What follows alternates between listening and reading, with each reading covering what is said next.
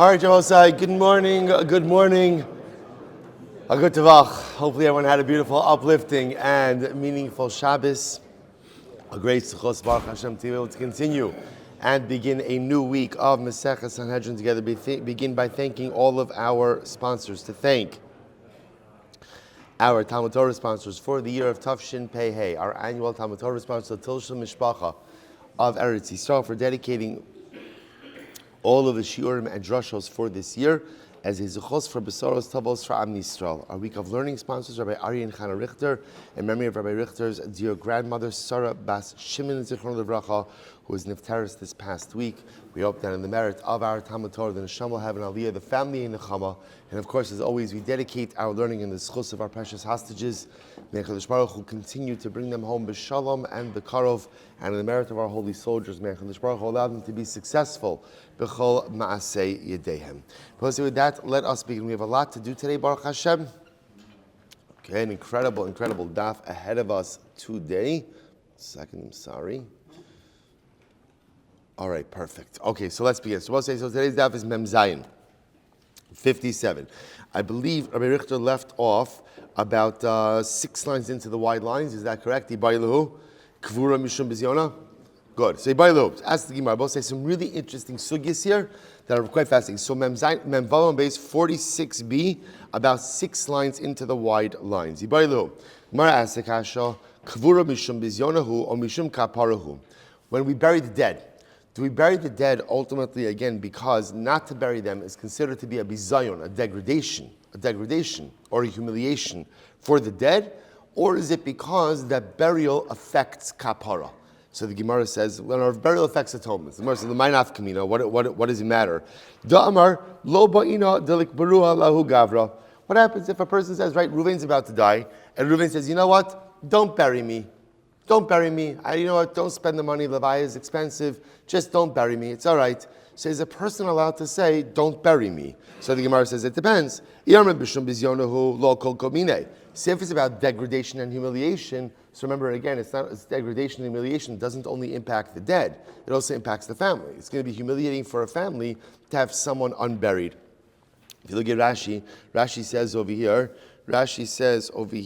Lav kol kamine. Rashi says almost right across the bizayin hu lekrovav, because it is an embarrassment for the relatives. So if it's a din and humiliation, so it's not just a din and humiliation for the dead, for the deceased person, because again, the dead person is dead. One of the good parts about being dead is you don't get easily embarrassed, right? Baruch Hashem, right? So in other words, so Lamaisa, you have to see the bright side of everything in life, right?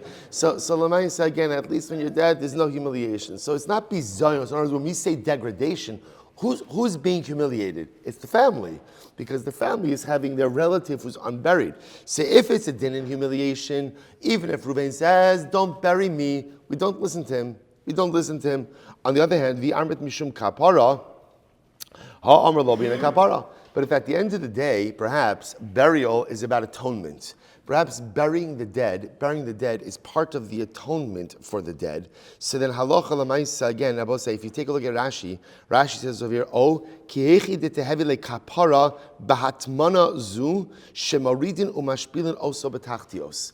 I will say, could very well be, and we'll see this, we've seen this already mentioned, we'll see it more today, that death affects atonement. And it could very well be that part of the atonement of death is burial, is being put in the ground. That's part of the atonement of the individual. Now, I'll show you something beautiful in this Rashi. If you look the way Rashi describes burial, he says, again, Rabbi, so you see that Rashi? The Rashi is right across from the last short line in the Gemara. When we bury someone, burial itself is a kapara. B'hatmana zu. Look how Rashi describes burial. Rashi describes burial as hatmana. Hatmana literally means insulation. So, in other words, you go ahead, you take a pot, you wrap it in a towel. That's called hatmana. Rashi calls burial a hatmana. I will say, what is this Rashi? What is Rashi trying to highlight over here? Burial is not a permanent state. Burial means you're putting a body in the ground and you're keeping it there. You're insulating it there until something else. What's the something else? Mashiach. Right? That's the entire yesod of burial. When we say, and that's why I will say, that's why amazingly enough, in Jewish burial, there's no flowers, right? In Eretz Yisrael, it's interesting, you see it, right? In Eretz Yisrael, you see it especially by the soldier burials. But again, in general, we don't have flowers by a funeral. Why is that? Why is that? So there's really two reasons. The Gesher Chaim brings down. Number one is because often, like conventional thinking is, do whatever you can to pretty up death. In other words, whatever you do, don't make death look like death. That's why if you see by other religions, what will often happen is all the earth is covered, right? You'll never see a mound of dirt, and there's wreaths, there's flowers, it looks beautiful. Then what happens? There's the service, everyone leaves, and then what happens? Then the dirt comes out, the digging happens. Why? Because the goal is to really cosmeticize death. I don't know if that's a word, but I'm going to use it, right? In other words, cosmeticize, like just make it look pretty, make it look nice. Yiddishkeit understands that one of the most important parts of mourning, this is one of the most important parts of life, is whatever you're going through, lean into it. Whatever you're going through, lean into it. Just put yourself in it. So there's death, okay, lean into it. What's death? Death is finality. Death is the end. Death is my loved one is going into the ground and they're going to be buried. And there's no point in pretending that it's any prettier than it is, because it's not. It's difficult. It's heartbreaking. It could be devastating at times. But the sooner you lean into it, the sooner one is able to practically deal with it. That's number one. Number two is at the end of the day, we believe, see, if you make a funeral into a big final send-off, then it looks like this is the end. But it's not the end.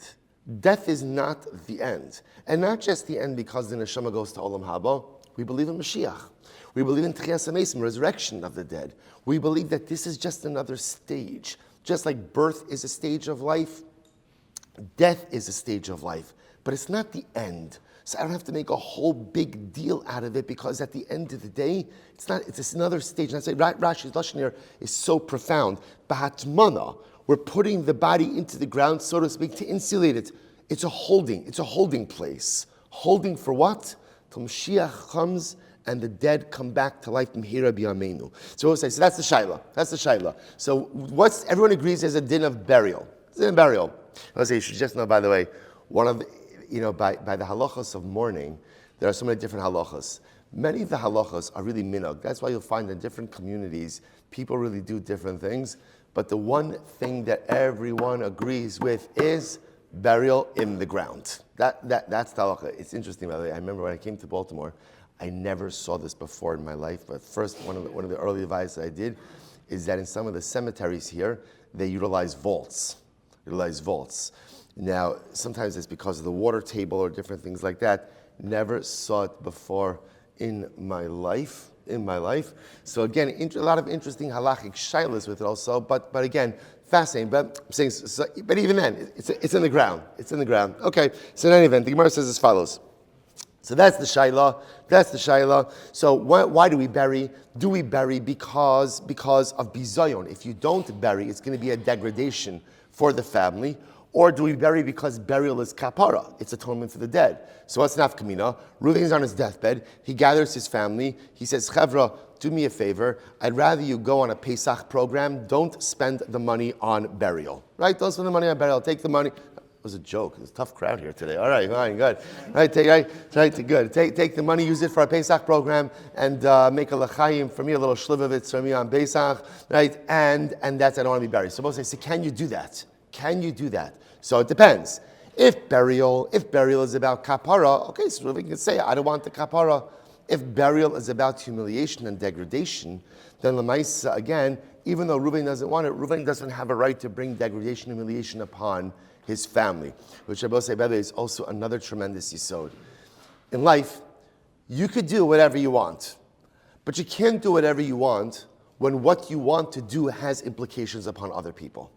So sometimes we forget that the choices we make don't only impact us, but the choices we make have a ripple effect on our family, on our friends, and our community. So you could choose whatever you want for you, as long as it only impacts you. But the moment your decisions and your choices have an impact on other people, You must absolutely, unequivocally keep that in mind before making a final decision. So that's our shaila. So it says the Gemara. Let's go. So the Gemara says, "My tashma b'di ikber tzadiki." So also listen to this. Well, it's obvious because we buried tzadikim. Now the fact that we even buried tzadikim, v'yamred mishum kapara tzadiki lekapara tzrichi. Now obviously, what does that show you? That shows you that burial is because to avoid humiliation and degradation. Because do tzadikim need kapara? Tzadikim don't need any type of kapara, to which the Gemara says something absolutely amazing. No, tzadiki, so the Gemara says, tzrichi, it's not true. Even tzadikim need atonement. Why? Dichsiv, Adam ein tzadik ba'aretz sheyaseh tov v'lo yechta. It will say one of the most profound psukim in all of Tanakh. Shlomo Melech says in Kahalas, Ki ein Adam ein tzadik ba'aretz sheyaseh tov v'lo yechta. There is no such thing as a tzaddik who doesn't mess up.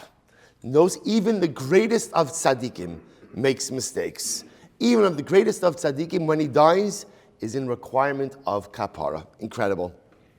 Tashma, so we still haven't answered it. Tashma, v'sabtulo kol Yisrael v'kavru also. Shabbos say the pasuk says they eulogize, all of Klal Yisrael eulogized him when they buried him. This is talking about Aviyah ben Yeravam. Yeravam ben Nevat, unfortunately, again was one of the kings of Malchus Yisrael, the first king of Malchus Yisrael, of the split kingdom, and unfortunately introduced a lot of avodah zarah. He had a son by the name of Aviyah. Well, he had a number of sons, but his son Aviyah was one of his righteous children. So the pasuk says they eulogized him and they buried him. Hanach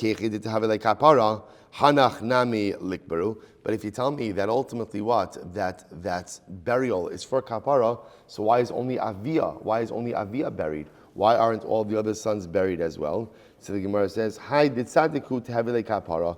Hanach lo lihavilu kapara." No, because sometimes the halach is like this: tzadikim deserve kapara, rishoim don't deserve kapara. Tashma lo yispadu v'lo yikbaru delo tehavile kapara. Okay, so we'll say. So therefore, the Gemara kind of ends off, and the Gemara doesn't tell us exactly what the reason is for. Now, it happens to be the way the Rabban Paskins is that the entire essence of burial is because of degradation. That's how the Rabban Paskins. But the truth is, it's really both. It's really, again, that burial itself affects part of the kapara. Also, we're going to see essentially that there are three parts to kapara, to the atonement power of death. There's death, there's burial, and then there is the decomposition. Thank you. Decomposition of the remains. Those are the three parts that affect atonement. But burial itself really serves this twofold purpose of halacha l'maisa again, that atonement, and also saves the family from degradation. I will say, by the way, this is actually very important because this comes up, unfortunately, often.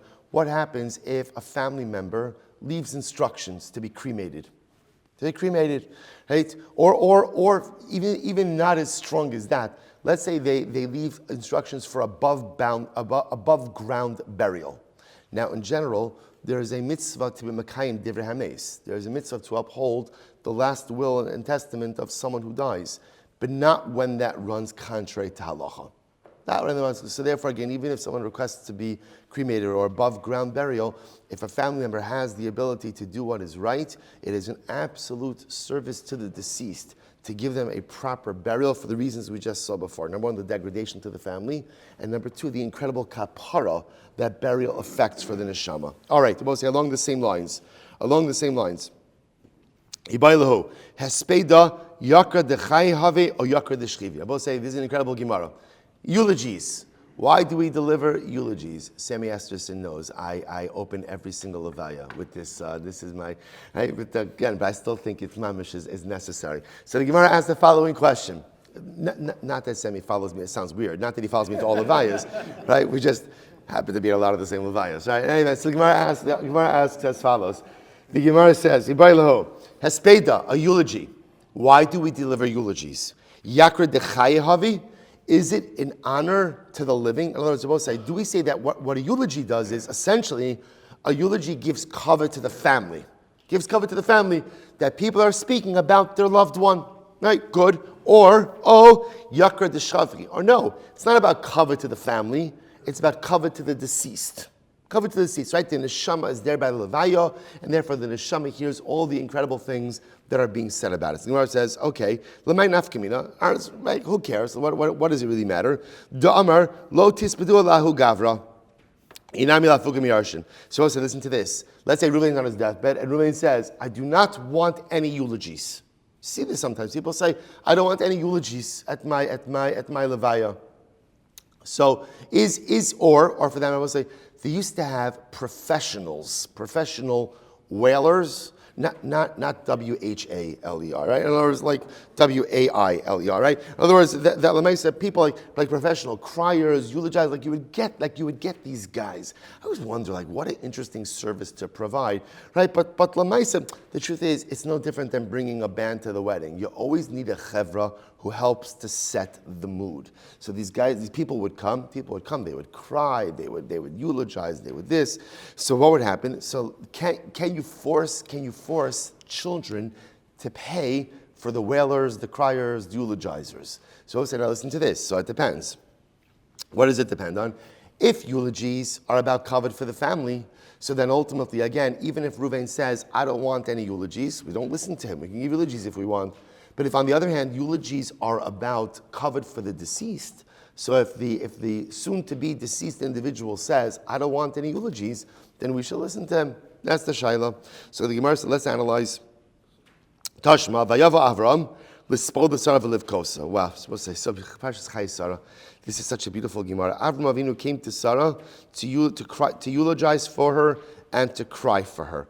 It's interesting. Rabbi Soloveitchik points out on this pasuk, if you think about it, it doesn't seem to be the right order of things. It should be Vayavo Avram livkos lisara v'lispoda. That he cried for her, and then he eulogized her, right? Crying is the most instinctive part. Instead it says that he eulogized her and he cried for her. So Rabbi Soloveitchik posits, he says that Avram understood that there were two parts to Sarah. There was public Sarah, there was private Sarah. There was Sarah as Avram Avinu's wife, and there was Sarah Imenu as the mother to the monotheistic community. So Avram Avinu put the loss of the community above his own personal loss. So first he eulogized her. That was for the community. And then only after he gave the community the opportunity to mourn for her, only then did he mourn his own personal loss. Overwhelming. Anyway, so here's what's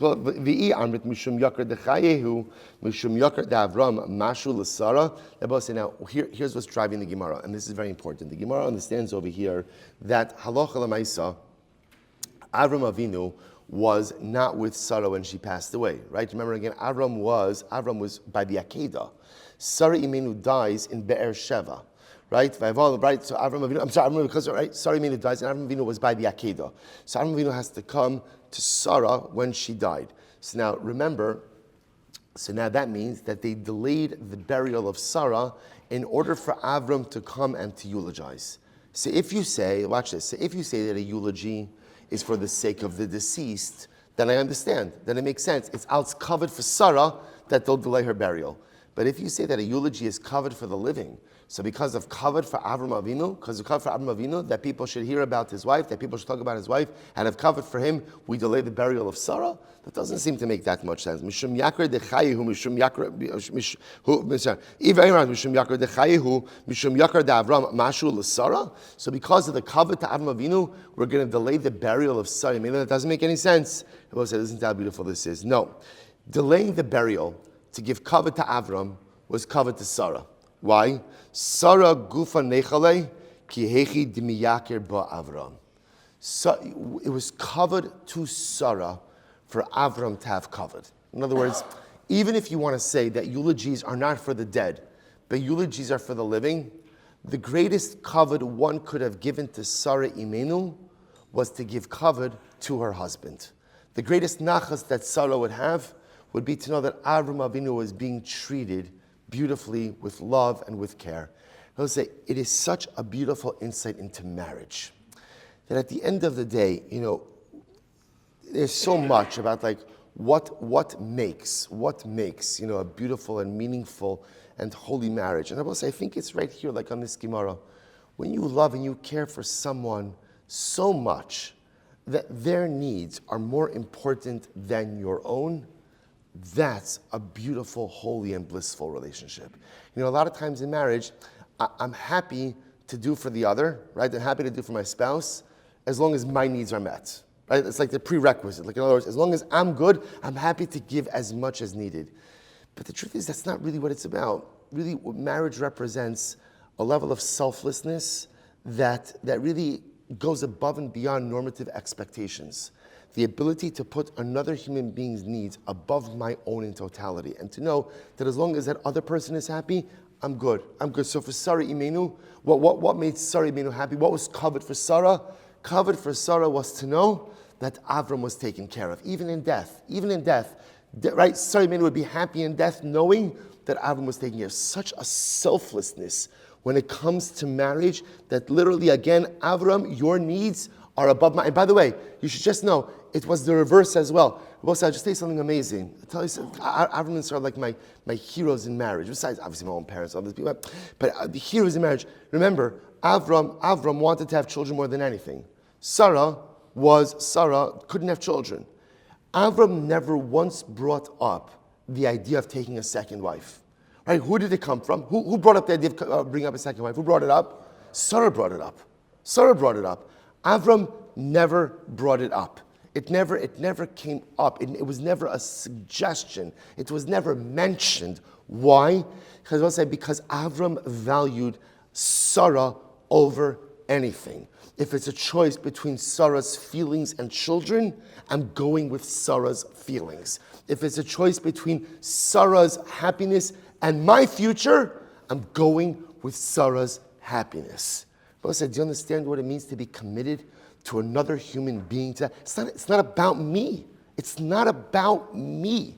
If HaKadosh Baruch Hu is mazmin me, a shidduch of HaKadosh Baruch Hu allows me to build a life with a partner, if he gives me that gift, which not everyone is zocheh to have, then by definition, the way to nurture that gift is to be 1,000,000% selfless. It's not that, okay, as long as my needs are met, I'm happy to give.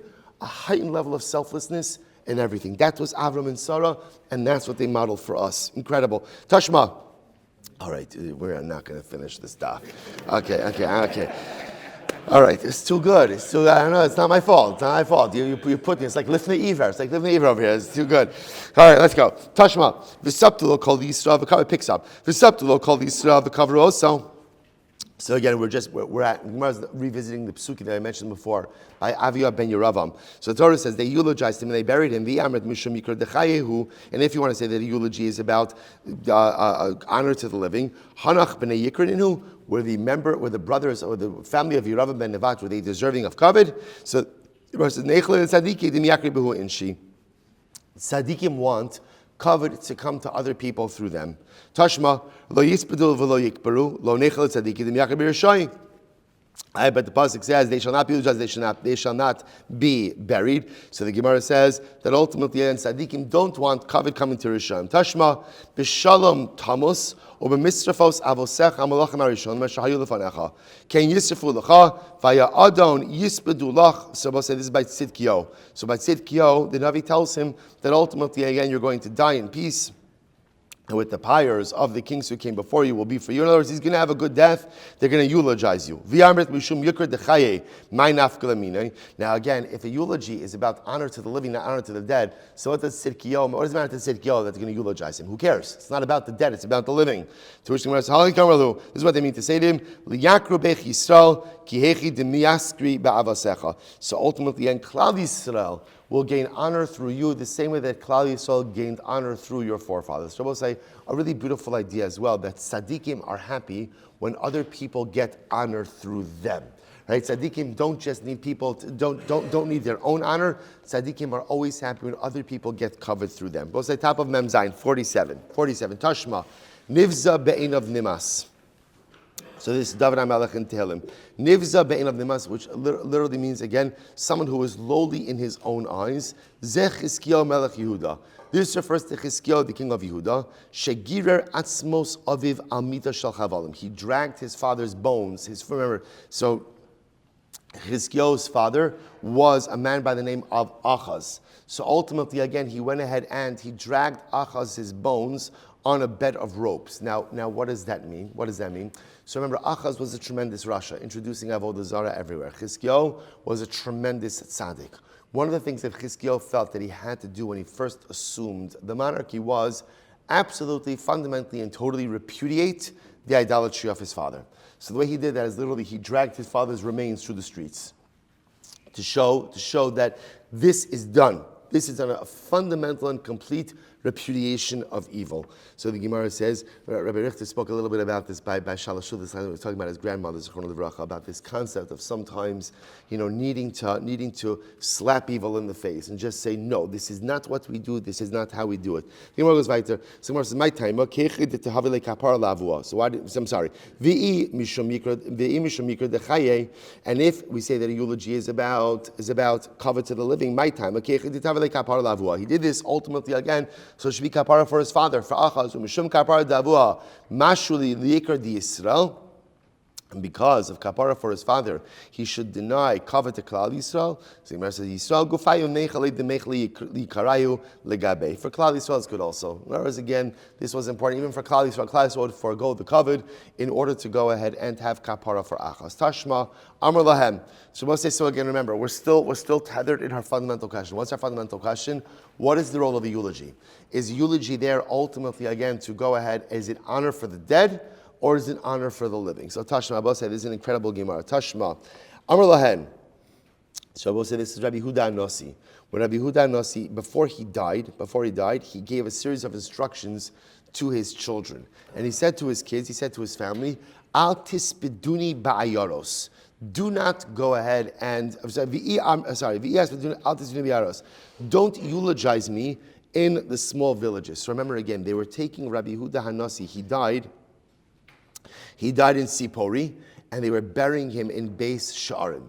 So they were going to go ahead and take his casket. It was a journey. And essentially they'd be making a number of stops along the way for eulogies. So he said to them, when you make stops to eulogize me, don't eulogize me in small towns. Only eulogize me in large cities where there will be a large gathering of people. That was his instruction. That was instruction. So the Gemara says, now again, if a eulogy is for covered for the living, then what does Rabbi Huda Nasi care where they eulogize him? What does it matter? Kasavar liyaskuru be Yisrael tfei. So Rabbi Huda Nasi felt that ultimately, again, the larger eulogies, you're right, wouldn't be a covered for him, but rather, again, it was a covered for Klal Yisrael. If people would see that Klal Yisrael was honoring their Torah scholars in such numbers, that would be a covered for Klal Yisrael. Incredible Tashma. So Gemara goes weiter. Helinu lechvodo. So now our Mishnah. What do we learn in our Mishnah? So we'll say the halacha is you're not allowed to delay burying the dead, right? But if they delayed burying the dead for the purposes of honoring the dead, for example, lahavilo aron v'tachrichin, to bring a casket or to bring shrouds, eino over alav. So we'll say you're not over. In other words, the only time you're not allowed to delay burial is when you're just delaying it for some other associated reason. But if the reason we're delaying burial is to give the mace even more covet, bring him shrouds, bring him a casket, that is going to be fine. So the Gemara says, my lav lichvodo shal mace. Doesn't it mean for the covet of the mace? Lo lichvodo shal chai. No, it means for the covet of the living. The Gemara says, what? So I don't understand. Out of covet for the living, we're going to delay the burial of the dead. How does that make any sense? No, because Torah says, you shall not leave his body hanging on the tree. Why? Because it's a degradation. So we say any degradation is comparable to hanging the body on a tree. So the Gemara says, listen to this. When are you not allowed to delay burial? When delaying will result in a degradation for the dead. But over here, because there is no bizayon, lo, therefore again, so we'll say, so it's interesting, you're allowed to go ahead and delay this actually comes up a little bit, where delaying burial in a way that doesn't present to be zion for the dead. Again, it's also, all of these things are also very different in our current circumstances with refrigeration. So remember again, in the times of the Gemara, even not so long ago, before refrigeration, so leaving someone unburied for any amount of time, especially again during the summer, could really result in significant humiliation for the dead. So a lot of these things have changed, but the Gemara is suggesting that sometimes we're getting this interesting interface between what's considered to be covered for the mace and covered for the living. What we're going to ultimately see is that sometimes these things very much intersect. Watch this. Tashma. Heilinu lichvodo, l'shamea alav ayaros, lahavi limakonenos, lahavi la'arn v'tachrichin, eino over alav. So we'll say if we leave a person unburied, in order to give people more time to come to the levaya, right? Let people know that so-and-so died. Let people come to the levaya, to bring, again, the criers, to go ahead and bring a casket, shrouds. Eino over alav. One is not in violation of halalas hameis, delaying the burial. Shekala osa eino ela lichvodo shalmeis. Because whoever does these things, ultimately, again, is doing it for the kavod hameis. Hachi kamar kala osa lichvodo shalchai ein bo bizayon hameis. So also what the Gemara really means to say is like this. Anything that's done for the kavod of the living ultimately is not a bizayon of the mace. In other words, there's an intersectionality between these two concepts about what's covered for mace and covered for chai, right? That ultimately, again, these things very much converge. Because if people are allowed to mourn more properly, then what? That gives greater honor to the dead. See, even if it turns out that we're delaying the burial a little bit, not a lot, a little bit, to give people the opportunity to mourn, that's called honor for the living, but really it translates into honor for the dead as well. Therefore, the Gemara says, Tashma, Rabbi Nassan says, it's very interesting, Simin Yafa Lameis. This is fascinating. It is a good omen for the dead, where something negative happens after the person dies. For example, so the Gemara says, Meis Shelo Nispad, for example, let's say you have someone who was not eulogized appropriately, Velo Nikbar, or someone who wasn't buried at all. Oshe Chaya Goras, or someone was dragged away by a wild animal, also not buried. Oshe Hayu Gishamim Mizalfin Al Mitaso, or was raining on the funeral bier. Zeu Simin Yafel Lemes. This is a good sign for the mace. I was saying, how are these things a good sign for a mace? Because then Rashi points out over here that what it means is retribution is being exacted for the punishments of the deceased on its body here in this world, so that the neshama will not have to suffer in the next. In general, again, Abba, we have this idea, that it's a very high level to reach, but it's certainly something that we have to aspire to. That when difficult things happen to us in life, there is a certain element of simcha that has to come with it. Why? Because every little bit of tsar, every little bit of discomfort or pain or difficulty that I have in this world means that it's less that I have to suffer in the next, right? All of us have spiritual baggage, and all of us have things for which we need atonement for. And when that atonement is exacted from us in this world, it means there is less punishment and less atonement in the world to come. So the Gemara just suggests over here something. Now, obviously, again, that's a very high level to reach. But even if I can't, sometimes we'll say life is about things that I know to be true, even if I'm not really holding there just yet. Incredible. So the Gemara says something amazing. The Gemara says, now, so what do you see from here? So the Gemara says, Shema mina yikra de shafchi. So what do you see from here? What did the Gemara say? For our purposes, what's important over here? Someone died and they weren't properly eulogized. I don't know. You could come up with this case in a number of different ways. We'll say, where this does happen? Someone dies on Chalamayid. Right? Or it's a graveside funeral. Today, in America, we're very used to like funeral home levayas, right? So, but again, in many places, season all the time, it's not necessarily funeral home levayas, right? So it's graveside, and it's pouring. Right? So a person doesn't get the hesped that they deserved. So the Gemara says, you know what? It's actually a beautiful thing. Because since there's a pain in missing out on the eulogies, that lack of a eulogy benefits the deceased. What do you see from here? That whose purpose, who do eulogies serve? Who is it for? It's for the dead. Eulogies at the end of the day, delivering of eulogies are really for a benefit for the dead. Right? Yikra the shachvi, ultimately again, benefit for the dead. Therefore, again, if the dead person doesn't receive it, it's part of his kapara. So Rabbi say, but bottom line, the Gemara says, Shmamina, Yikra the shachvi u shmamina. So we see from here that eulogies, Rabbi say, ultimately again, are for the dead. Now the truth is, the reality is, it's not really mutually exclusive. They could both be right. Eulogies have this duality. On one hand, again, they're absolutely both. This is incredibly important because, sometimes people don't understand the profundity and depth of a eulogy. And they'll talk about sometimes like the most inane things in a eulogy. So imagine for a moment, a person says goodbye to a loved one. Imagine if somebody said to you, you have 5 more minutes to speak to your mother, to your father, to your brother, to your wife, to your husband. Imagine somebody said 5 minutes. You wouldn't say, thank you for the crab cakes. It's actually happened. Right? Oh, did you know how to use Old Bay? I'm like, oh my God, Ribono Shel Olam. Right? Imagine if someone said, right? If someone said to you, you have 5 more minutes to speak to your parent, to speak to your spouse. Imagine that. We'll say, Ramat, that was a little delayed over there. What happened to that? That sound travel. So the nice one said, I'm just saying, think about this. Somebody said, you have 5 more minutes to speak to your loved one. 5 minutes, you and your loved one. That's what a eulogy is. That's what a eulogy is. It's not to paint the picture. People think like it's about a historical picture. Those are all very nice things. That's great, right? You could post that on the Levinson's website, right? All of that is there. People can read that on your own. That's not what a eulogy is. A eulogy is an opportunity, a last opportunity. The mace is right there to speak to the mace. To speak to the mace. Because in every single relationship, there are things that we wish we said that we never got a chance to say, or maybe didn't say it in the right way, or maybe didn't say it enough.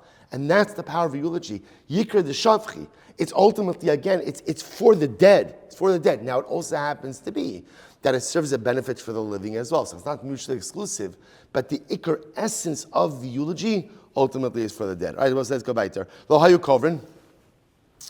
So most remember again, next part of the Mishnah was that they would not go ahead and bury the dead in the same cemetery, right? When somebody was executed by Beis Din, they were not buried in the same cemetery as someone who just died stam.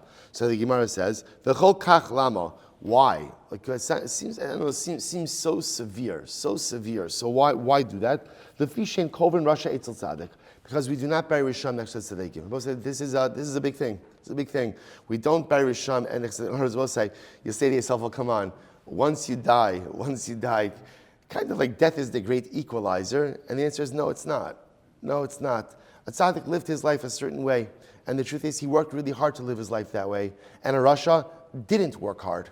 Okay, so you reap what you sow. A tzaddik is not right. A Rasha is not buried next to a tzaddik because again, you live your life a certain way, you're going to die a certain way, and you're going to be buried a certain way, and that's just the way that it is. So the Gemara says, how do we know that we don't bury Rishoyim next to tzaddikim? Shneimar vayehi heim kovrim ish. This is wild. Okay, so listen to this story. This is from Navi. From Malachim Beis. Listen to this. So the Torah is talking about Klal Yisrael was at war. They were at war. And what happens? So Vahikim coverage, they were burying one of the casualties of war. V'nei roes hagidud, and they saw the approaching enemy army to them. So what did they do? Vayashlichu as ha'ish bekever alisha. So they didn't have time to bury the body. So they threw it into a burial cave. Right? It happens to be the burial cave they threw it into was the burial cave of the Navi Elisha. Get ready for this. What happened? So again, remember the way they used to bury is they would bury in caves, right? Well, first they bury in the ground, and then often what they would do is after the body decomposed, they would collect the bones and they would place it like in a catacomb, like in a cave. You can see this. I don't know if anyone ever went to the grave of Shimon HaTzadik. Usually popular. It's in East Jerusalem, so so it's like on the other side of the road. Hey, right next to it, there happens to be a kever they call the kever of the Sanhedrin Kitana, right? Which is like they unearthed like this massive burial catacomb.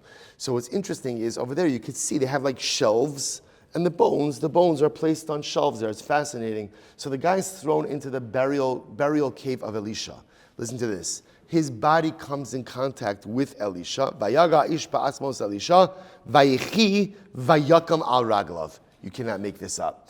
The man, right? So the dead man comes in contact with the bones of Elisha. He came back to life.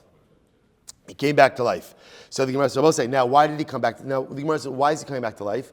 So apparently this man was a Rasha, and he did not deserve to be buried in the same grave as Elisha, because we don't bury Risham next to Tzadikim. So a miracle occurred. He came back to life, walked out. So I'm going to pop of a dimly kiyume na vina pishnayim beruchacha Eli. So we'll say now maybe he came back to life for a different reason. Before Eliyahu died, so Elisha asked him for a bracha. This is an incredible bracha. So Elisha said to Eliyahu, I would like to be doubly as great as you. Can you imagine that? Right? He says to Eliyahu, I'd like to be double as great as you. Now I'll say what that means is, remember, Eliyahu brought one person back to life. Elisha said, I want to be doubly as great as you. So Elisha therefore should bring back two people to life. Now Elisha died, he only brought back one person to life. Maybe this was his pishnayim. Maybe this was his double portion. Maybe this was the second time he brought someone back to life. That's it. Ihachi, we'll say first wide line. Ihachi, haydisanya araglav amadula beisalahalach. Here's the problem. It's true, the guy came back to life. We'll say, what happened? He came back to life. He walked out of the burial cave and he died. In other words, he didn't go back home. Like, shalom aleichem. He didn't go back home. He came back to life enough to walk out of the burial cave and then died immediately afterwards. So it's like Gemara just digresses just a second. So by the way, how did Elisha get his pishnayim? How did Elisha get his double portion? When did he bring a second person back to life? Oh, you know what he did? Naaman, who was the general of Aram, was stricken with tsaras. Elisha cured him from tsaras. And we know that someone with saras is considered to be like they're dead. So the curing of Naaman from his saras was like a tchias hamesim. The chsiv anati kames ukashem. So therefore, we'll say, but you see, what do you see from here? What's the takeaway from here? The takeaway from here is that we don't bury a rasha next to a tzaddik. Ukashem shein kovrin rasha etzel tzaddik. In the same way that we don't bury a rasha next to a tzaddik, kach in kovrin rasha chamer etzel rasha kal. So too, we do not bury a serious rasha next to a smaller rasha. Right? I guess there's like a, we'll call like there are people who are expert Rishonim, and then there are people who dabble, right? Russia dabblers, right? So there's like a Russia, and there's like a Russia law, a little Russia law, you just like a Shefla Russia law, right? So there are different levels of Rishonim. We don't go ahead and bury a real Russia next to a little Russia law. So the Gemara says, Veliskin Arba Kvaros. So in other words, I said maybe you should have a different cemetery for every different Misas Bezdin, right? There's 4 Misas Bezdin, 4 different Bezdin Asiyus, have 4 different cemeteries. We have a tradition, you only need 2. Okay. So I'll say, so by the way, that is an interesting halacha about not burying Rishonim next to tzaddikim. Now again, obviously that can get a little bit sensitive in terms of who exactly is the decider on this. I will say, but that's why, for example, you do have certain cemeteries that do have restrictions like this. Shomer Shabbos. Like they're right. Chevra Avos Chesed has this about being a Shomer Shabbos. There are certain cemeteries that absolutely do maintain certain religious strictures and certain religious obligations upon the people who are going to be buried there. Okay. Gemara says, Amalei Ulam Rabbi Yochanan. Achol chelev v'hifresh karban. What's a very interesting halacha over here? If someone ate chelev, right now, chelev is forbidden fat. Someone ate chelev, and again, which is obviously illegal, and then realized what he did and separated it out to carbon. So he's ready to offer up a carbon, and then what happens? Vehemir daito, and then he became an apikoris. So Reuven, it's been a busy day for Reuven, right? He began the day by eating chelev accidentally. After he did that, he realized what he did wrong. He separated out a carbon, and then after that, he became an apikoris. Now the story is not over. The Chazar, then Baruch Hashem became a Baal Tshuva. became about tshuva. I will say this just shows you what a person could pack into one day, right? If you maximize your time, you could really accomplish a lot. So he goes ahead and now he becomes about tshuva. So what's the halacha? This is fascinating. Hoil v'nitcha yitcha. I will say the halacha is an apikoris is not allowed to offer up a carbon. You can't accept the carbon of an apikoris. So watch this. Once this carbon was owned by an apikoris, then what's the halacha? It can't be re-offered up. So even though Ruvain now became a Baal Tshuva, he needs to separate a new carbon. He can't use that carbon. Why? The Gemara is just because of Hol v'yitcha yitcha. Once something has been set aside for non-use, it cannot be reused. Incredible. So another case. Ruvain ate chaylev accidentally, separated out a carbon, and then he became insane. He became insane, right? A shota, v'chazav v'nishta, but then he became sane again. So what's the halacha? Hol v'nitcha yitcha. We'll say since a person who's a shota can't offer up a carbon, so again, essentially, since the carbon was owned by a shota, it can't be offered. Even though he subsequently becomes sane again, halacha l'maisa, he still can't offer up that carbon. Why? Once the carbon has been set aside for non-use, it's set aside for non-use. Incredible. Utzricha. Now, why do I need both of these cases? They seem to be redundant, right? They seem to be the exact same case. So why do I need both cases? Utzricha. If you would have just told me the first case, ultimately again, of apikarsus, I would have said, Mishum de'ihu dacha nafshe biadayim. He became an apikoris on his own. Aval hai dimamela kadachi. But in the case of the guy who became insane, ultimately, again, he didn't choose that. That just happened on its own. Maybe he's like someone who's sleeping. And therefore, again, when he wakes back up, ultimately, again, he could offer up the carbon. And if we would have just said the case of insanity, he doesn't have the ability to go ahead and return, right? He doesn't have the ability to determine when he's going to become sane again. But in the case where he has the ability, ultimately, again, to become about tshuva, maybe halacha l'maisa, he can't offer it up. Therefore, we'll say again, in both of these cases, he can't offer up the carbon. Why? Because essentially, if the carbon was owned by someone who is unfit to offer it, it is forever set aside for non-use. Even if the person's status changes, he's going to have to set aside a different animal. The concept is hol v'nitcha yitcha. Once something is set aside for non-use, ultimately, again, it remains set aside for non-use. Well, says the tremendous Mr. Haskell on this, which is in life, there are certain doors that close that once they close, you cannot reopen them. You see, we like to be able to think that if we don't take advantage of certain opportunities when they're in front of them, it's okay, I'll get to it later. And there are situations in life like that where if you don't take advantage now, Emir Hashem, the opportunity will be there later. But there are many things in life where if you don't take advantage now, once the door closes, it closes. You cannot pry it back open. You're not getting back that opportunity.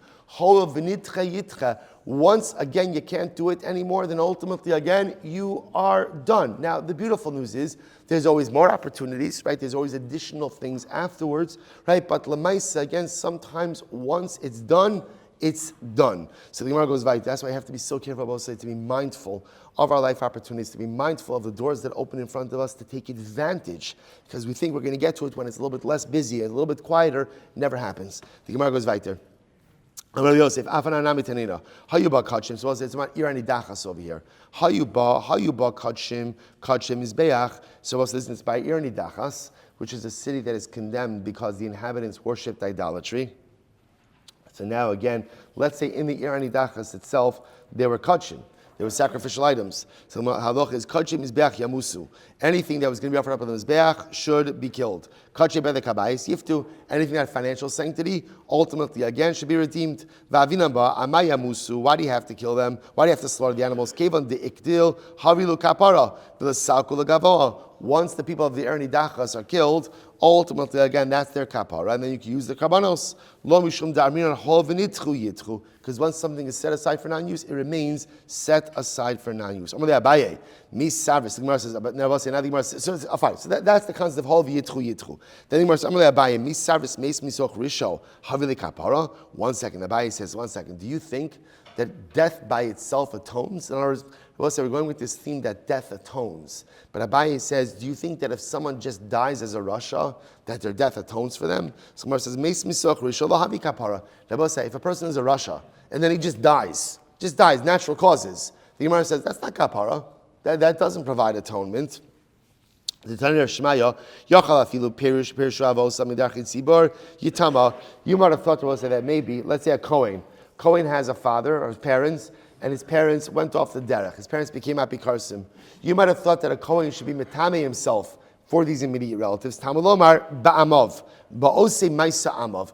Only when the parents are on the right derech is a son who is a Kohen metame for those parents. Now, what do you see from there, Abosai? You see from there, but they died. Isn't death mechaper? No. Death, what kind of death is mechaper? When someone is executed, that type of death is mechaper. But just stam dying of natural causes, that's not necessarily mechaper. How can you compare someone who's executed because of his rishos to someone who died of natural causes while being a rasha? Meis misoch risho, kevan dechi arche kamayis, lo havi lekapara. Nerag mitoch risho, kevan delav ki arche mayis, havi lekapara. Rabbi said this is an incredible distinction. If a person is a rasha and they die of natural causes as a rasha, that death does not atone. If a person is a rasha and they're executed because of their rishos, that death atones. Now we're going to see even that death by itself doesn't atone either. There has to be more. Teida, Tichsiv, Mizmor Yasaf, Elokim, Bo Goy Benachal Asech. So we'll say this is about the destruction of the Beis Hamikdash. Mizmor Yasaf, the Gentile nations have come into your Beis Hamikdash. Timo Sechal Kochecha, they have defiled your holy sanctuary. Nasnu efsnivlas avadecha machala ofa shamayim. They have given literally again the carcasses of your servants as food for the birds.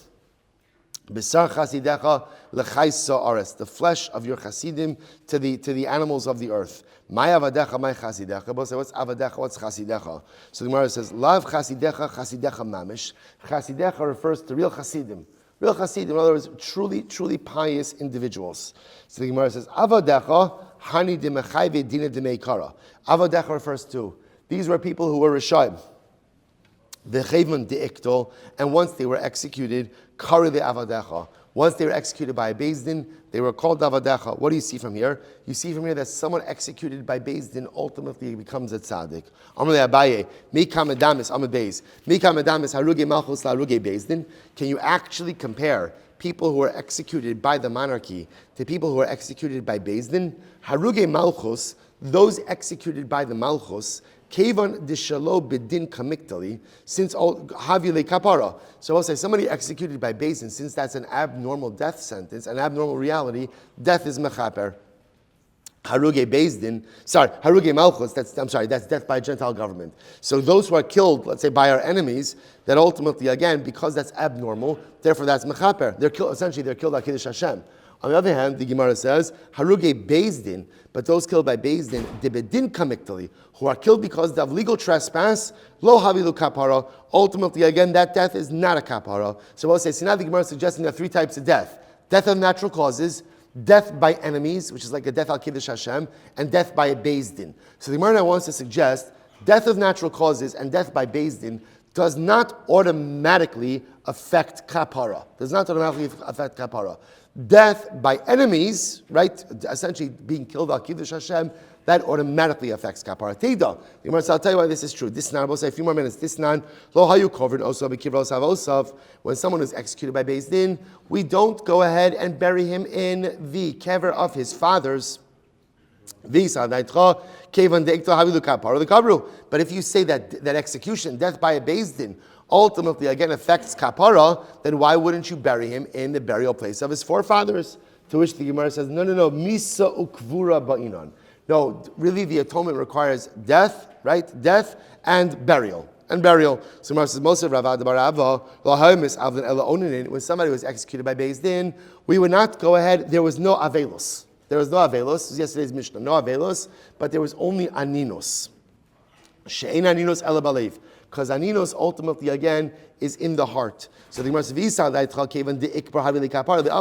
but if you hold that once a person is executed, that Allah again it's a kapara, so let them mourn. To which the Gemara says, no. Really, kapara takes effect in three things. Number one, execution. Number two, burial. Number three, decomposition. Therefore, again, you can't do avelos because, again, not until decomposition. To which the Gemara says, "Daikinami diktani nisachel habasar malaktin esatzamus v'kovrin oso b'mkoman shmamina." What do we see from here? We see Rabbi say that again. What did the Gemara say? Or the Mishnah said that Allah after we bury them, after the body decomposes, we could then do likud atzamos. You could gather the bones and then afterwards rebury the individual. Ultimately, again in kavar avosa. So Rabbi say what comes out of here is something really interesting. So what comes out of here is halacha l'maisa, three different types of death. Death from natural causes. Well, more than what I mean is, a person is a rasha, and now they die in one of three ways, either natural causes. So it is clear that if a rasha dies of natural causes, what's the impact of his death on his rishos? The impact of his death on his rasha status? Zero. Still a rasha. If he dies because he is killed by what we call haruge malchus, he's killed by Gentile nations because he's a Jew, then what's the halacha? His death is mechaper. Right, that's dying al kiddush Hashem. His death is absolutely mechaper. Then there's the third type of death. The third type of death is being executed by Beis Din. So what happens when Beis Din executes a rasha? So Rabbi say here it appears that it's interesting. Here it appears that there is kapara, but kapara really requires three things. Number one, execution. Number two, burial, and number three, decomposition. Now the truth is we already know that death execution by Beis Din is not mechaber by itself. How do we know this? What did the Mishnah say? When they were 10 amas away from the Beis HaSkila, what did the Beis Din say then? What did the Beis Din say? Right? His svada. He still had to do vidui. Right? You see from here that death by itself is not mechaber even from Misas Beis Din. Why? Because again, they would order him to do vidui. They would order him to confess his sins. So the fact that he had to do vidui, the fact that he had to confess his sins, indicates to us that death by itself was not mechaper. Even Misas Beis Din is not mechaper. But rather again, even death by a Beis Din is still going to require, number one, tshuva. You got to do vidui before you die. Number two, execution. Number three, burial. Number four, decomposition. We'll stop over here. Shkoyach. I want to point out, it's really Rabbi Richter's fault. He didn't get, it's his fault. He was supposed to get to the end of Amud Beis yesterday. It's all on him. So if you see him, please make sure to blame him for our lack of it. Shkoyach, everyone. For sure, Rabbi Richter doesn't get a seat on the Niman and so now he's being thrown under the bus. Is the rubber around Sunday? What was that about taking responsibility? No.